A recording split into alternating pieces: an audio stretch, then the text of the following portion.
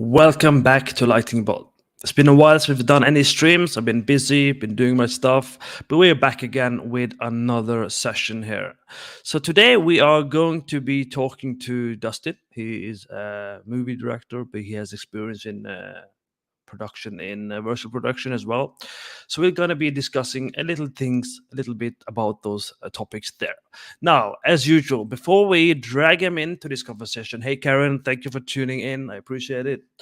Um, Please do share and like. We want to get as many people involved as early as possible and get those interesting questions ready. As you know, I can't think of all the questions you might have. Now remember, this person has experience in movie production as well as virtual production, so there's plenty of interesting things to ask. Having worked on multiple projects such as the trailer for Journey to the Savage Planet, Waiting, has I Know the Truth, Nerf, Marvel Guardian of the Galaxy, the Telltale series, Heroes Arena. There's quite a few things to explore here. I personally will be focusing a little bit on the cyber, but maybe we'll also dig a little bit into the Journey to the Savage Planet, because I did enjoy the game quite a bit. So we'll see if I get an opportunity to ask a little bit about that too. So please welcome Dustin into the call. Here you go. Hello. Hey, man. How's it going? Thanks for having me. No problem. Thank you for having the time to talk as well. For the record, you're in a different country, right? I am. I'm in sunny Los Angeles at the moment. Sunny Los Angeles. Is it a little bit rainy yesterday, but we got the sun back today. That's good to hear. Yeah. So, Dustin, why don't you give a brief introduction about you? I try to introduce you a little bit to the best of my ability, but why don't you also do this? Sure. Yeah, I'm based out of LA. I'm a director and visual effects supervisor. I've been working in the industry for a number of years. Directing commercials and short films and, cooking up feature film projects that I'm excited to jump into. And then on the visual effects side of things, I've worked on a bunch of cool projects. I've been lucky to work with the Russo Brothers on a number of things as a visual effects supervisor on their movie Cherry with Tom Holland, which was a blast to work on. And their show Citadel as well. Amongst commercials and other little bits and bobs and fun stuff. And then kind of in between it all, virtual production and Unreal Engine and all this sort of stuff is sort of risen up in the center to be this really interesting crossover point between these two worlds that I've been able to play around with as well in the last couple of years. So yeah, it is quite exciting to see. We are seeing a trend where we are mixing between the different industries, right? We have movie people coming into games, we have games going into movies. There's a crossover due to virtual production. So let's talk a little bit about your experience getting into virtual production from movie production. What are your thoughts about that? Why did it happen, and how does it relate to each other? Yeah, totally. It was really interesting to kind of watch the timing of it all. I think sort of speaking specifically about Unreal Engine and kind of the way that they've led the charge in that space. Like, they've always sort of been making real progress in that direction. And so kind of like looking backwards, it looks like it was always kind of leading to this place. But it was really interesting. It was during basically COVID that this stuff really kind of like took off in a new way. And obviously it was a tragic time in a lot of ways, but it was a really interesting time for technology because, sort of in this crazy way, like the entire world all at the same time basically had to stay home. So as creators and people doing technology, like, they very quickly we're able to pivot and figure out these new kind of interesting ways to still do what we got to do and to still make content and to still push the envelope. So that was when I observed that there was like a real interesting kind of immediate put. It's like I said, it was always looking backwards. It was always getting there, but there was like a really interesting spike on the graph of, you know, figuring out how to do virtual production. For example, one of the big reasons coming from live action production that I know that immediately movies and TV shows were interested in virtual production is that you didn't have to travel a large unit to different locations around the world because, you know, I know back when we were working on, we had wrapped Cherry. Luckily, we'd gotten to get to the end of that production without anything shutting down. But then, you know, Joe and Anthony were doing The Gray Man next, which was, you know, a big globe-trotting action adventure with Ryan Gosling, just like all over the place. And they were planning these different location moves, and you know, it was during this time in the world where it would be like, oh, suddenly you can no longer go into this country, or suddenly this country has sort of shut things down. And so because they didn't know what was going to be happening, like they started to investigate, you know, what if we shot what if we used LED volume to do some of these locations. And so that was when, my involvement was sort of like really in exploring how possible and how feasible that is, and the look of that. And you know, it's sort of traveling the world, but like everybody's, you know, kind of in their pajamas except for the actors, you know. So it was just it was a really interesting time in the world that like allowed the breathing room for this technology to develop in a quick way and for it to kind of take hold. And, you know, now that things are kind of back to normal and productions are back to normal, now it's just this like really interesting tool that we all use. Okay. That was my first kind of like initial awareness of it. And when we kind of got like thrown into the deep end of it very quickly. Right. So just to show some screenshots from some of the projects, so the viewers can get some idea and hopefully some questions of their own. So we have, which project is this? Was the game, right? Yeah, this is Journey to the Savage Planet, which I quite enjoy playing. If people haven't played it, I do recommend having a go at it. You obviously have quite a few other projects as well. So this was from. So this is a short film called Waiting that I made with Brie Larson that we played at South by Southwest a couple years ago. Mm-hmm.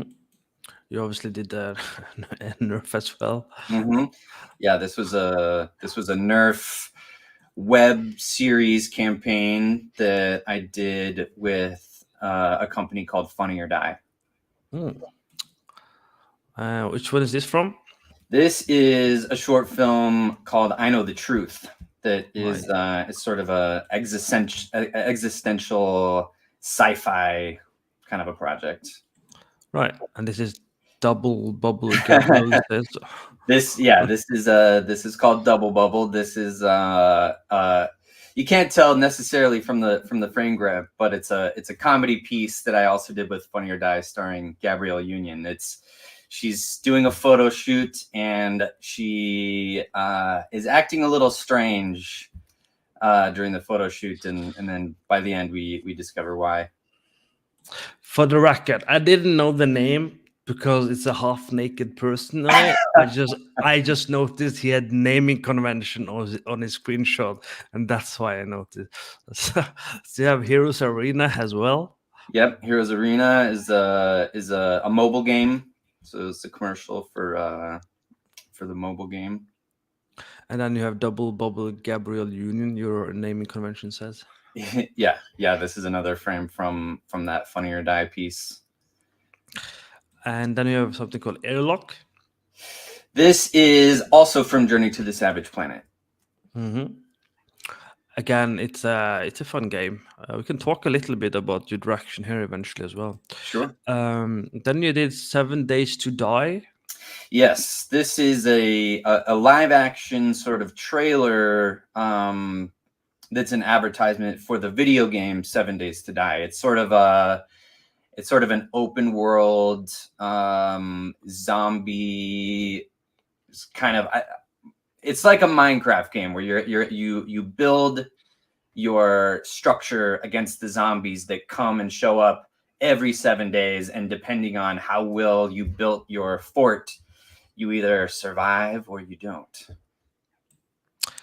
That is true. I have played this. I actually played it recently with a couple of friends because they were like, "Let's play something," and then we went in and we played it. And then, for some reason, I started attacking them because they're like, "Why are my friends with you? I'm managing fine on my own. I'll rob you guys Every man for instead." himself, right? At the end of the world. Just kidding. Yeah, it's cool. I didn't even know about that there was like a movie thing for it.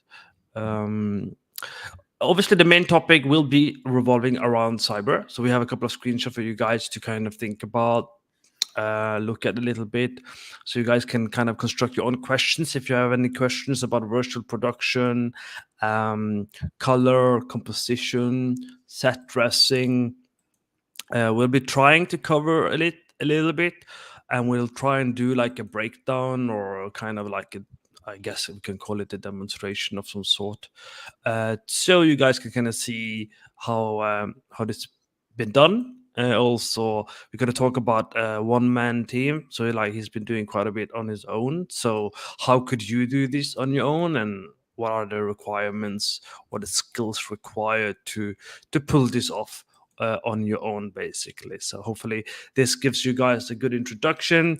As usual, there's quite a few of you watching. Press like, press share, keep them coming, right? So Dustin, so we showed a couple of screenshots, and I might pull them up as you talk, just to Sure. change the camera a little bit. So what's the difference between doing movie production and virtual production? Like, what is relevant transferable skills, and what was kind of a new challenge for you doing this? Kind of the joke that I always make, because I feel like it's almost two different identities that I've sort of had over the years as it relates to being on set, shooting things in a location with actors, and then the exact opposite of that, which is sitting in a room on a computer for hours, clicking, but still at the end of it all, the goal is the same. You want compelling images that tell a story. And so I would say the difference, the joke I always make, is that live action, the rendering is much faster. You get so much for free. You can show up to a place, point a camera, and it's like, oh yes. And that's something that I'm always made completely aware of when I do something in CG, is that you get nothing for free. If you want that rock to be there, you got to have the rock, you got to put it there. You have to put every single wall, every single street. It's just a blank slate. And, these days there's amazing assets that can be kind of bashed together, and you can do this sort of stuff. But, it is still a matter of knowing what you want to see and putting it there. That's kind of the big difference between virtual production and the real world. The real world live action, you're sort of using what the real world is giving you and making changes to support your story, to support the moment, the look, making tweaks to lighting, or maybe you take something off the wall, put something on the wall. But, you in a big way, you're sort of embracing, for example, the windows here, right? This is a great piece of set design that was just there and sort of suggested an entire way of shooting this project and putting her against this awesome soft backlit source. And that was just something that the location, gave to us. And it allowed for inspiration of how to shoot this kind of thing. But, if you were to try to do this kind of thing in CG, you don't necessarily just get that for free, Yeah. So, but on the flip side, we can talk more about cyber later.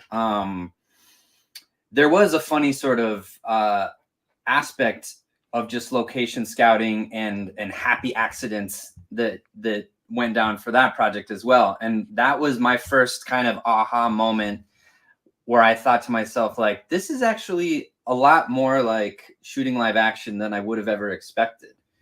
And that was, that was my kind of like real aha that CG production and now, real time and virtual production. And I can help define that in a second, because it's like, these are terms that get thrown around a lot, but,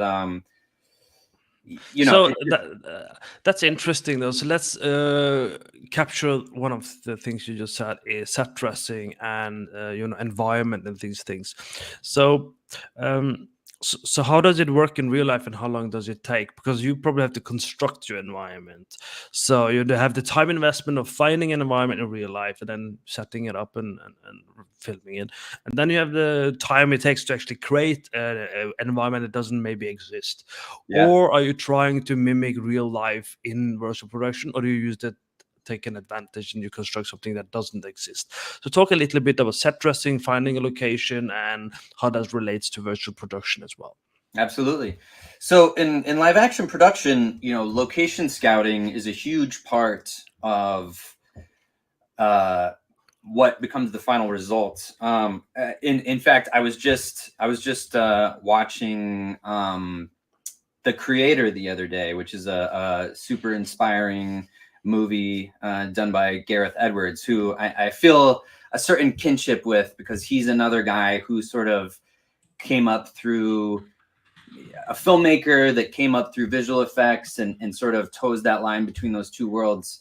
And one of the things that they did that was so interesting is that they traveled to all these different locations so that they could build this world with all these beautiful locations that the world has to offer. And then from that, they went and added their aspects here and there to create the world of this futuristic kind of AI world. And so it just goes to show that, how important in live action location scouting is, because if they were not in these real locations, in these kind of amazing exotic locations in the world, it would have been a completely different movie. Even if the story was the same, even if all other things were the same, it would be completely different. So it's a huge part of live action. But as I said, in virtual production, it's you fire up Unreal and it's just a sky dome, right? You got and a checker floor. And if that's what you want, that's great. But if you want anything else, you have to put it there. So it's funny. I would say that actually set dressing in CG is not too dissimilar to set dressing in the real world. You're really going through and making all those choices about what poster is on the wall, and is it a little bit crooked because this character is a little bit carefree, or is there a little bit of grime on the wall, is there a little bit of placing each of these props virtually it takes probably the same amount of time that it would take to place these things in real life. So since you're showing cyber really quick, let me just speak to the fact that speaking of set design, this is an example of embracing what's in front of the camera and just going with it. So I did not place all of these lights and all of these props and all of these buildings. I was actually able to source an asset pack that gave me an entire cyberpunk city that I could set this story. and I was able to fly around and scout different locations, just the same as if I was, let's say I was in downtown Los Angeles and I was trying to stage a chase scene. I may go around and say, hey, this corner has like something really interesting, and I can pan over here and it's got this building and it looks down towards this road. And I was making those exact same decisions and asking myself those same questions virtually here. And so again, that was like when I was doing this and placing my virtual actors and doing what's called in live action is called blocking, which is just simply, you're going to stand over there, you're going to stand over there and walk over here, or you're going to run through here. This is rehearsal that you do with actors. But with virtual characters, again, you don't get anything for free. They're just going to stand there until you put some animation on them. But I was able to sort of block the same way. Like I was able to say like, okay, I know that for the story beat, I want them to run through here and be chased by this other character. So I would start blocking it just like what I would do in real life. I would kind of place them over here and say, okay, that's nice, but this is a little bit busy. So what if I put them, okay, over here?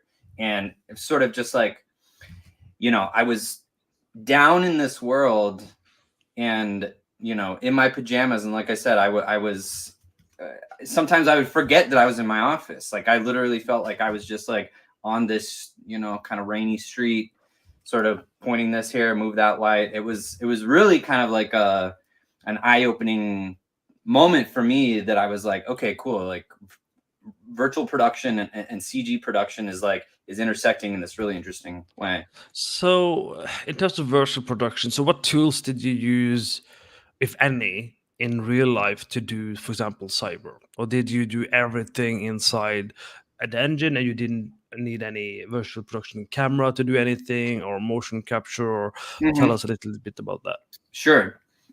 So, on cyber, it was and I can circle back to sort of how it came to be, but it was my first kind of Unreal Engine project. And so as far as cameras, it's all keyframe cameras with, there's some packs that you can get that have a little bit of handheld kind of motion that you can layer on and do certain things to give it some energy. But since that project, I have gotten pretty deep into using virtual cinematography and virtual cameras and handheld cameras. And, I've done a number of projects that were 100% operated by hand. In fact, a project that just came out that I worked on called All the Lights We Cannot See on Netflix. I did the previs for a number of the action sequences, and all of that. There's World War II planes coming in and bombing and stuff like that. And all of that was done with virtual cinematography, but specifically in cyber, because it was sort of my first kind of just like getting my feet wet with Unreal. I was just sort of blocking cameras with the mouse, and keyframes. And then as far as the mocap, it was just library mocap that I was sort of stitching together as if it was kind of Legos, so it was Mixamo, and there's some other packs out there that you can get. I think Reallusion puts out some packs of, chasing or combat, or, it was just, I basically went kind of window shopping for kind of the actions that I was looking for. And to be honest though, what I did is based on the mocap that I found, that determined kind of what my story beat was, because I knew that I didn't have time to do any animation myself, and I'm not a character animator anyway.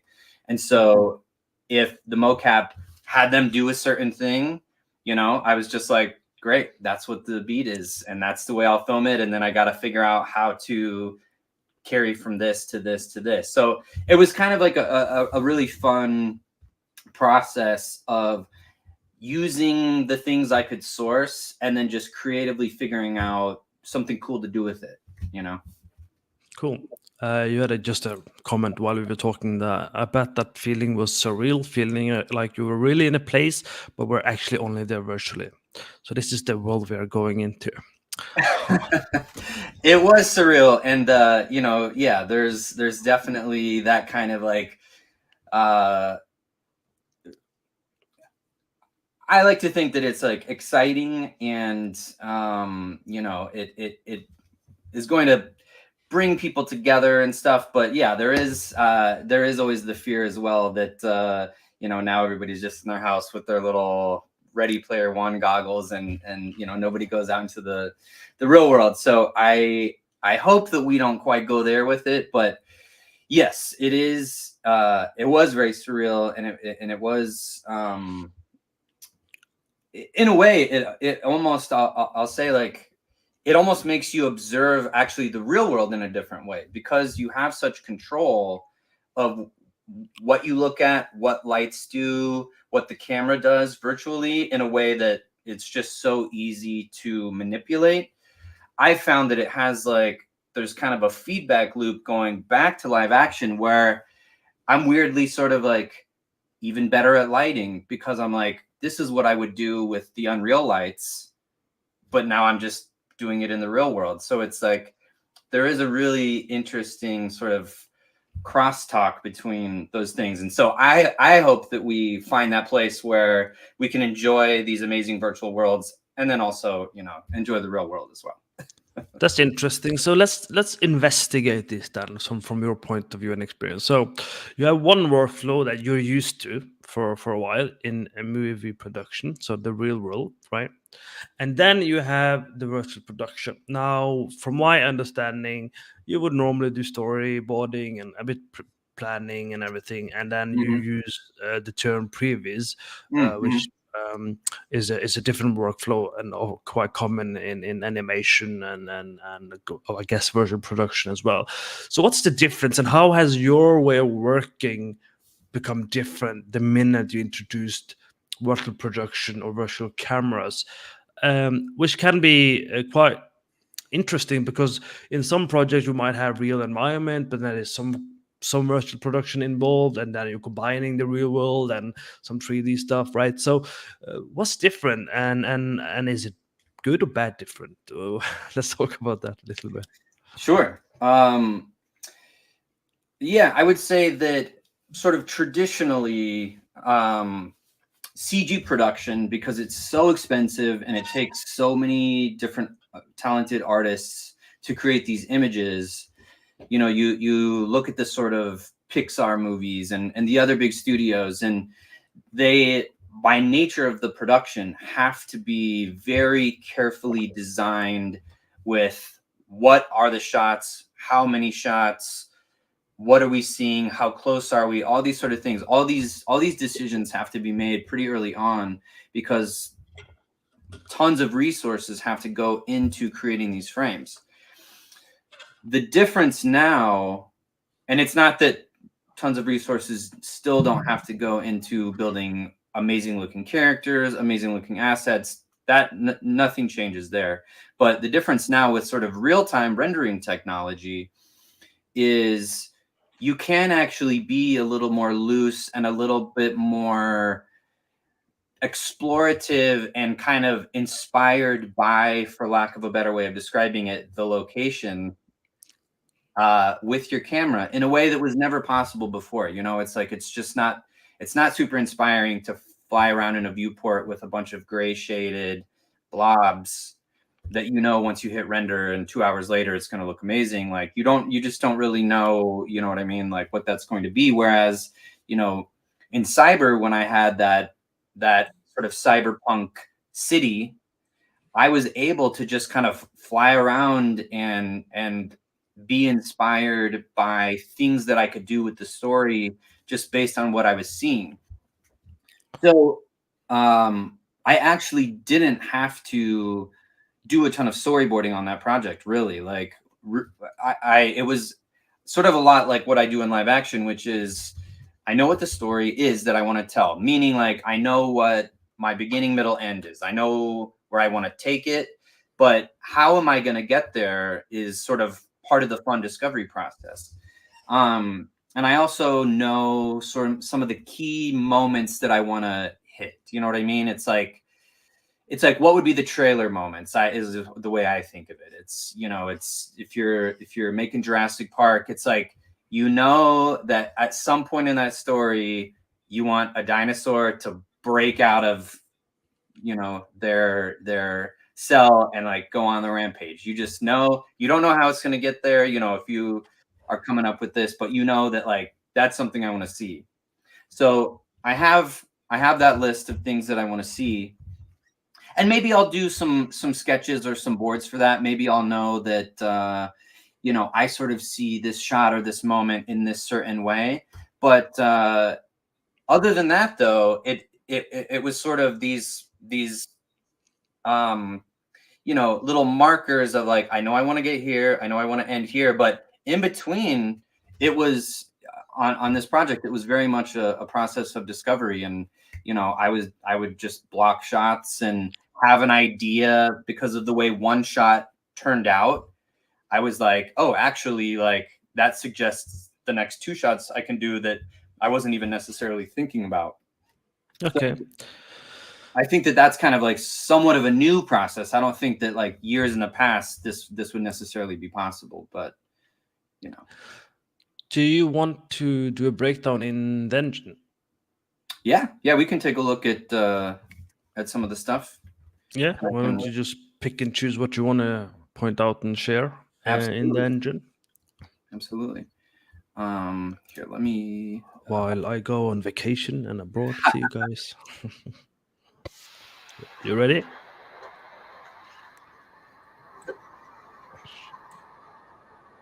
There we go. Sorry about that.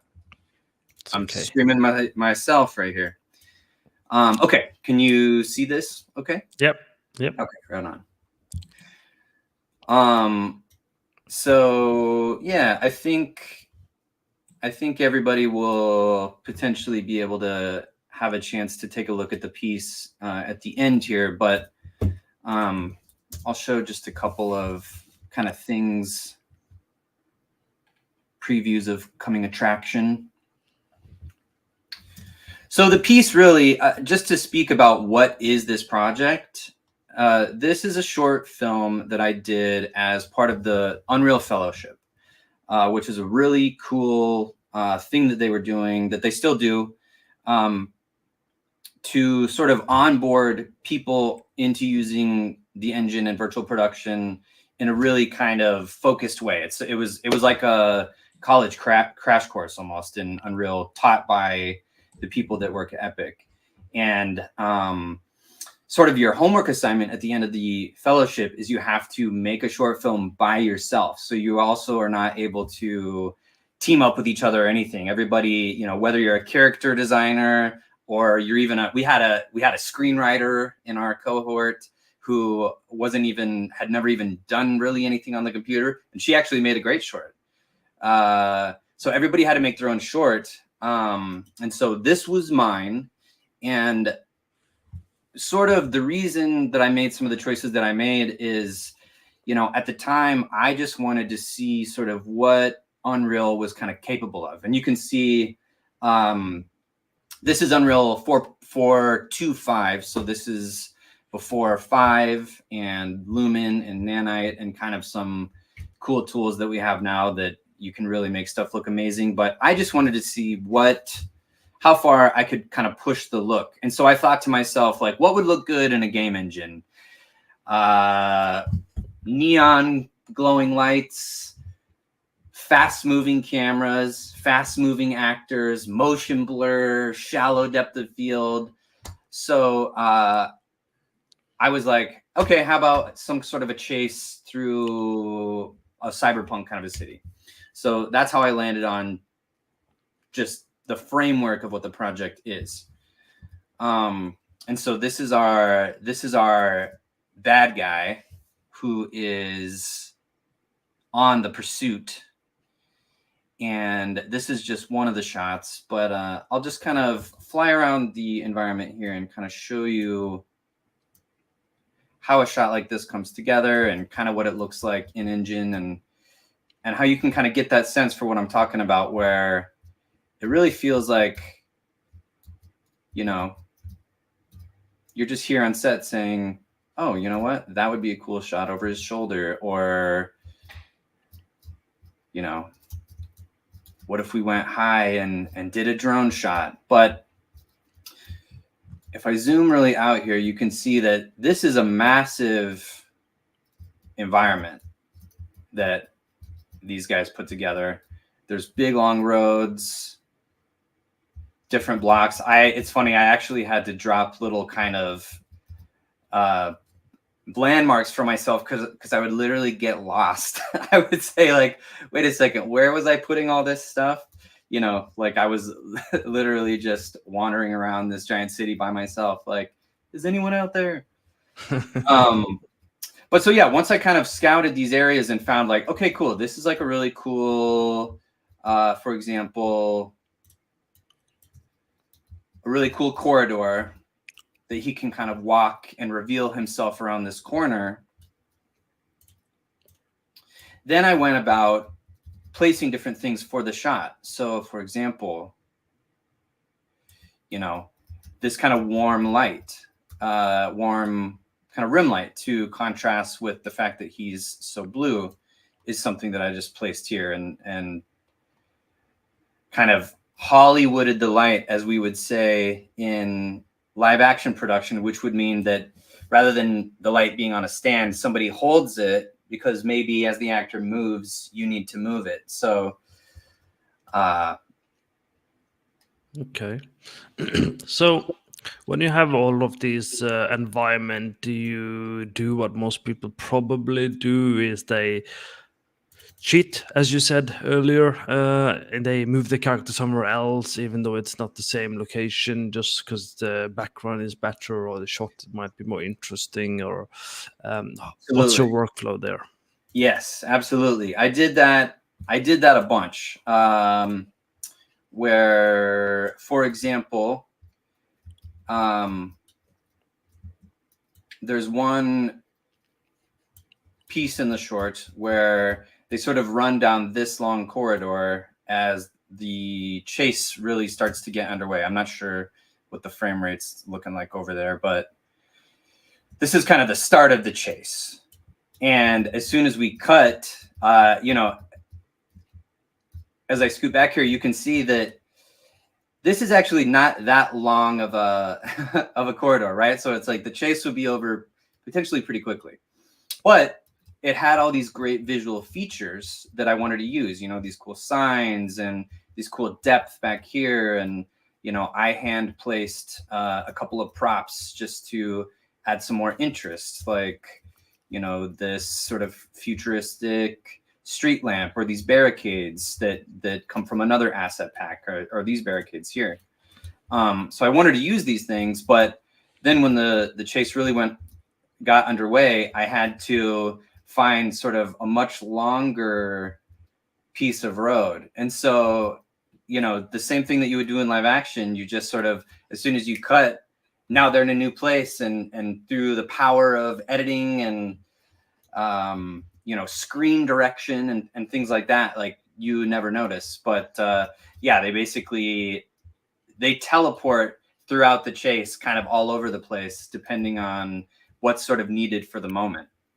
So that's interesting. So if you were to redo this time around, would you still use the same method, or would you just construct what you needed in the actual realistic scale and layout to get what you want? Yeah, that's a good question. I think that if I was designing the environment and I had that time to do that, I would probably design it specifically, or at least more intentionally, for the beats that I was trying to create.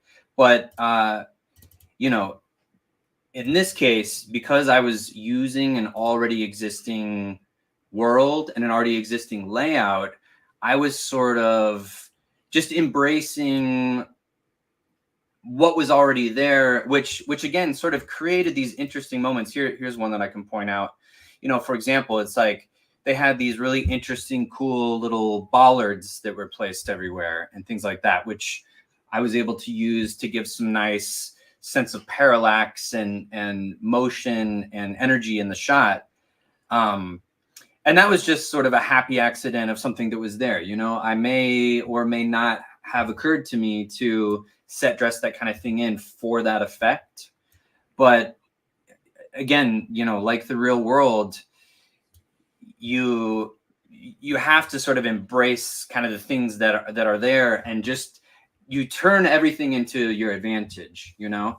And so I think that there's something to be said for both methods. I think that I wouldn't necessarily say only do it one way or only do it another way. I think that realizing that there is value in both ways is good. I think that there's definitely value in having specific design and specific intention. And I know every environment artist out there is going to say, like, well, how about you just tell me what it is you're trying to accomplish and we can design the environment specifically for that. And that's totally fair.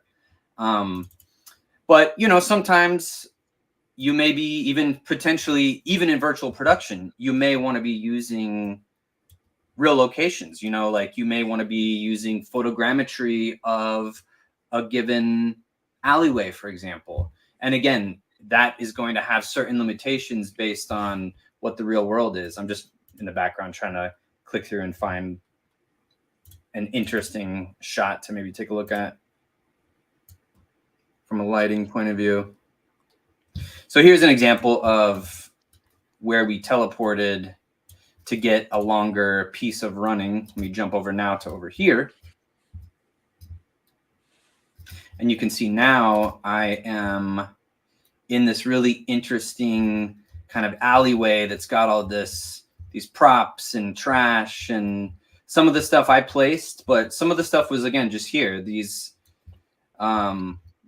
street props and signs and things like that. I was just embracing the fact that, you know, someone else had already gone in and done some production design for me, and so I was going to take advantage of it. So if I hit play here, you can see that, you know, we're able to get this nice piece of action.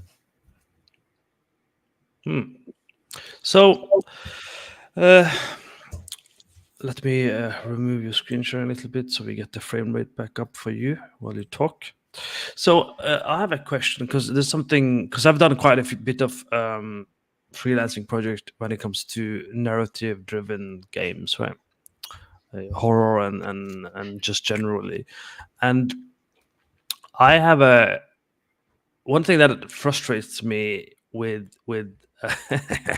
environment artist and environment art is when we come from a games background, we don't necessarily learn the holistic mindset of set dressing an environment. Let's just call it environment storytelling, but it's really more than that. It's the mindset and thought process that a movie director would put into the shot itself. Like the flower, there's red flower and there happens to be one yellow flower in it. You might not even think about it when you're watching the shot, but it has a subtle meaning for the intention, the story. Or there might be a bookshelf like you have in the background, and then there is specific color coordination. That kind of mindset and thought process is something I am trying to teach and pass on to students and other people a bit more consciously. And as well as when I work on projects, I try and explain this to, you know, my colleagues who are, you know, they come from a games background. They mostly have a technical games background, and most people in most schools, they teach you to do, this is how you model, this is how you look at the reference, and this is how you make it. That's about it. And then from set drafting point of view, it's just make it look cool. So what I'm trying to, the next stage I want to reach in passing on knowledge is, what's the thought process or technique or skills required to really look at the shot going, okay, everything is thought about, there's a reason for everything. So can you talk a little bit about that? Like, what's your thought process, and how did you come to learn this, and how do you even transfer it over to virtual production? Absolutely. Yeah. You know, I think that and I've experienced that same sort of thing in my world as well, where there's sort of people that come from games and they have a certain mindset, and then there's people that come from CG animation or cinematics or even just storytelling with the camera and with editing. And it's interesting because there's some overlap in sort of techniques in terms of you're both making assets or you're both using lights, for example, but the mindset is different. And I think the big differentiation for me is that it all comes down to the story, really. And so you have to almost think in the way that like a production designer would think on a movie. They would be thinking, who are these characters? What is this world? And where are we at in the story? So for example, let's say that you're in a house and it's a very loving family home. It's not sort of decrepit or crappy looking. It's for all intents and purposes, a happy looking environment, right? But in the story, at this part of the story, someone is having a really hard time, or they're really questioning themselves, or they are up against some big odds. That is going to inform the way that you're going to dress that set and the way that you're going to place your lights and what kind of color temperature are these lights, and is the room cluttered or is the room clean? Is the bed made? These are storytelling decisions that I would consider them sort of elevated beyond just does it look cool, right? Because of course you want things to have a certain sense of beauty and depth and dimension, and you want, for lack of a more scientific way of putting it, like you want it to be good to look at, right? But it's still, you want it to serve the story. And so in terms of how to do this, I think that really what it just comes down to is, I think that there's many different ways you can come to it, but I think just simply realizing that like this is a story we're telling and we're using all the tools of lighting, production design, framing, to get into the world of this character so that we can push this story forward. And I think that if you're thinking from that lens, then right away you're going to start to ask yourself the right questions. Do you know what I mean? Because it's going to start to suggest, are we going to go clean or dirty? Are we going to go warm or cool? These are just very broad things, but the more you kind of drill down into these decisions that you want to make, as opposed to, wouldn't it be cool if it was this? It's like, wouldn't it be cool if is like, it's a fine thing to ask, but it shouldn't be the last question that you ask. Maybe it's the first question that you ask, but then as soon as you decide, yeah, it would be cool if, then it needs to go to the next lens, which is, does this support this moment in the story? And that's the difference between a games environment, which I know is still storytelling, but that versus a very controlled experience of narrative filmmaking, which is, you're being taken through a story with a lens, with editing, with music. Like every single shot is I want you to look here, not here. I want your eyes to be going this way. I want you to feel elated from the music here. It's a very controlled experience, and you just kind of sit back and enjoy and watch it. And kind of the cool thing about games is you have more agency in that experience. You can decide to wander over here and over here. And so there's definitely similar questions that are asked. I'm sure that the storytelling are these questions that are asked all the time in games as well, but it's even more specific when it comes down to narrative, because you're controlling not just what is in the place, but when it's in the place, right? Because it's edited in sequence. So you have that element of time that you all are also in control of. Cool. Last question. Well, maybe a last question, depending on the answer, I guess. Let's say you have inspired me, and I want to make a short movie, and to make it realistic. And I don't know anything. Like, we don't know anything. Everyone who's watching know nothing. They know nothing. Jon Snow. Okay, and they're making a short movie. Okay. How would I approach? Let's say I wanted to make a movie short movie about parkour, right? So they're jumping and there's something going on, and maybe there's an accident in it. Okay. How would I start? Like, what's according to your experience? Obviously, you have other experiences to take in as well. But I know nothing. I want to do it. Where do I start? What are the skill set and challenges you think I will have? Just getting started with this and then Sure. actually finishing it.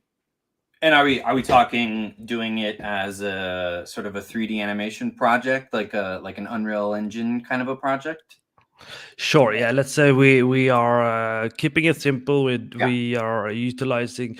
I mean, sure. If you need to do some, I guess that's a follow-up question. Like, would it be better to use virtual cameras and other things afterwards, and pros and cons? But yeah, let's assume I'm a beginner. I'm keeping it simple. I don't have access to any Unreal Fellowship. I don't have access to any mentorship. I'm broke. I live in a third world country. Barely can afford anything in these countries. What do I do to just start learning or actually just implementing and this vision of a parkour, the running? Maybe there's also a chase, maybe there's something that is a fake chase, maybe you're giving the wrong impression and it's not really something serious, but it starts seriously and then it ends up with an accident, or I don't know, something like that.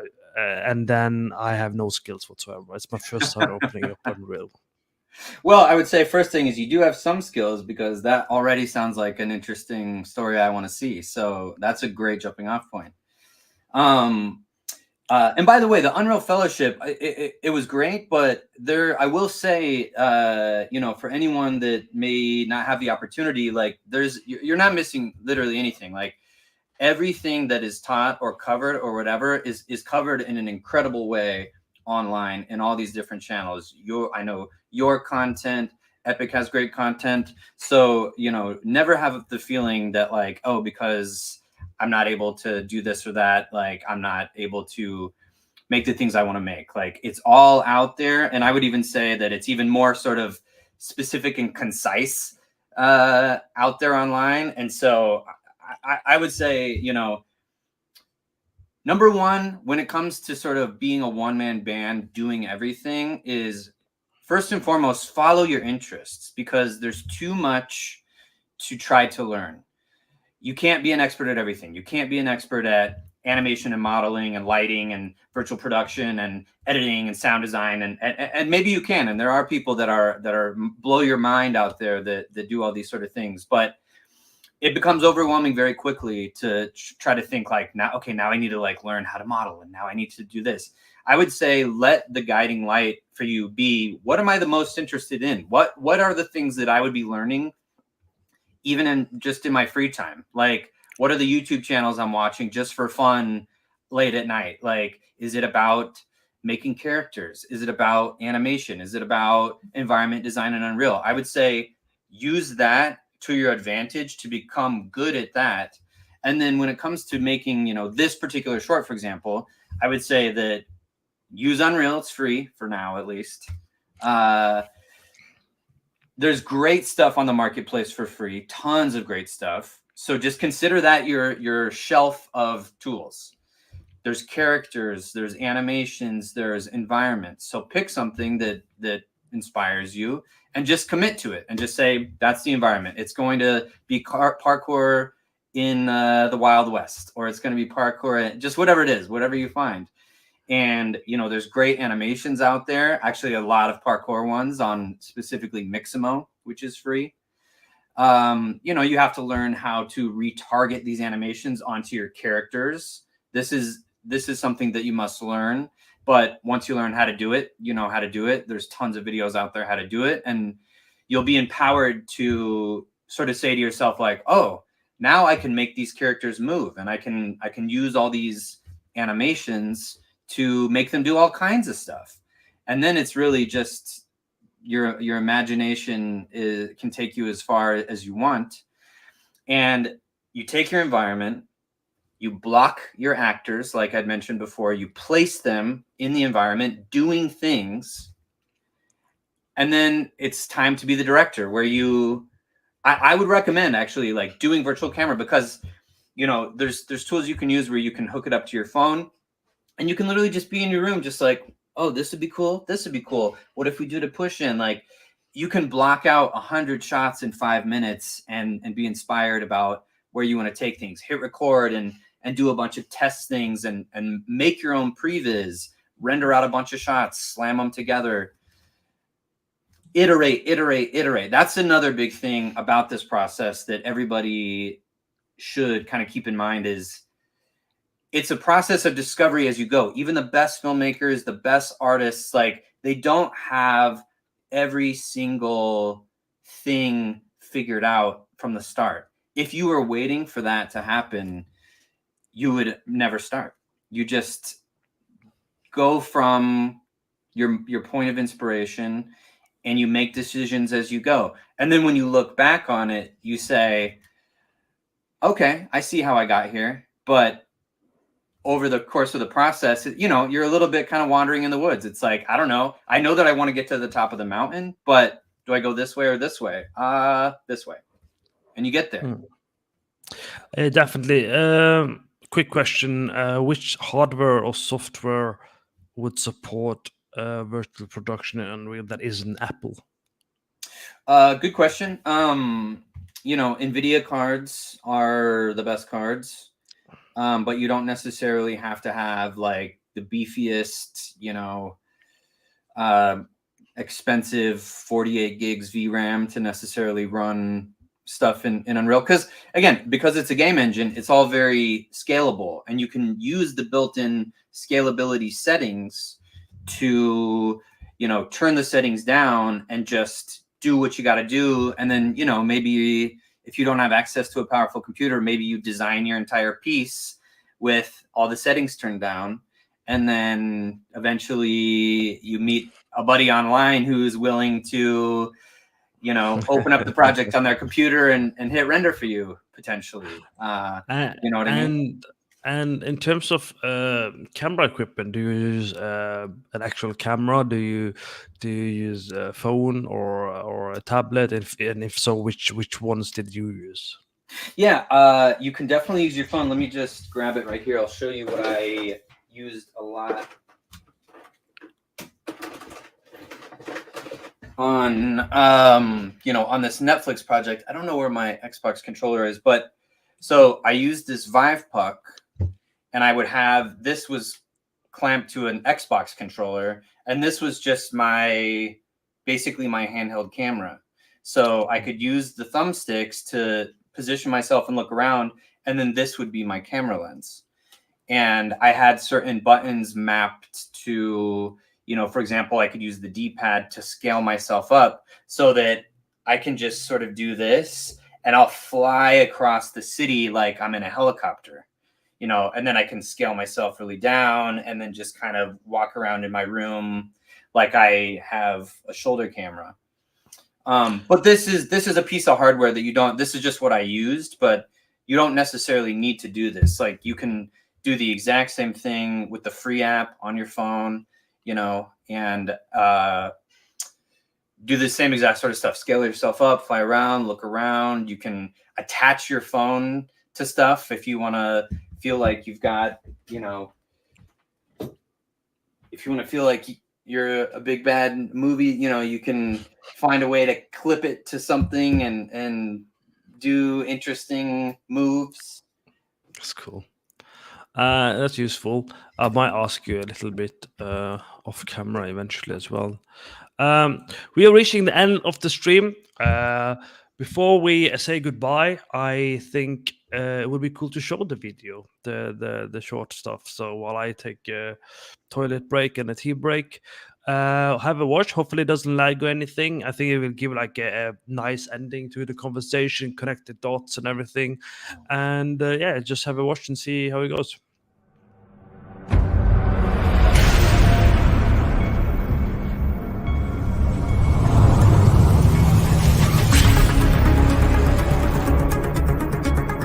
Something saying something. Compliance will be rewarded. Theft will be punished.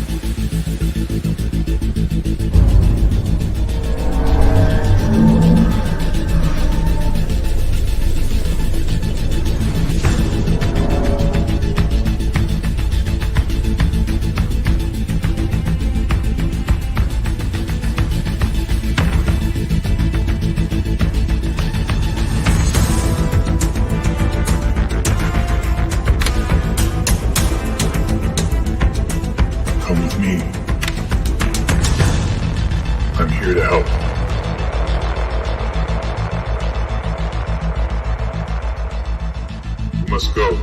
There's not much time.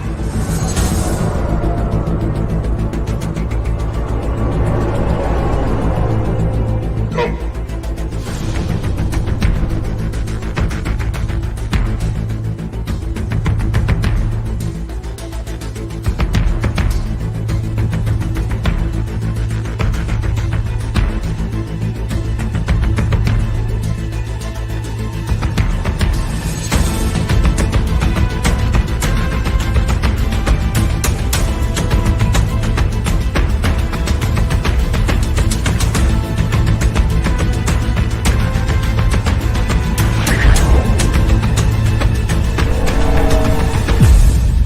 Thank you for your cooperation.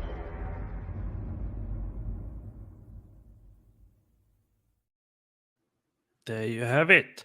So now you guys got like a nice closure to this. Before I say goodbye to the rest of you, just a reminder, we do have a couple of more sessions of stuff in this coming weeks. We have the State of the game industry. We're talking about layoffs, people losing work, Epic Games, and whatnot. We are also going to be talking about immigration to Canada to become a lighting artist for film with Charlotte. We're also going to be talking about game development and art fundamentals for lighting with Katerina. And as usual, we have portfolio reviews. So stop by our Discord and leave a message there if you want us to review your portfolio. As usual, thanks for watching. And remember, stay in touch, share this video, and like this video, and we'll see you soon. So have a good day, and thank you for Dustin for tuning in as well. Any final words, Dustin, before we just head off? Just use the tools out there and make cool stuff, and just follow your interests. All the stuff is out there. There we wanna go. see it. All right, see you guys around, and bye-bye. Bye, guys.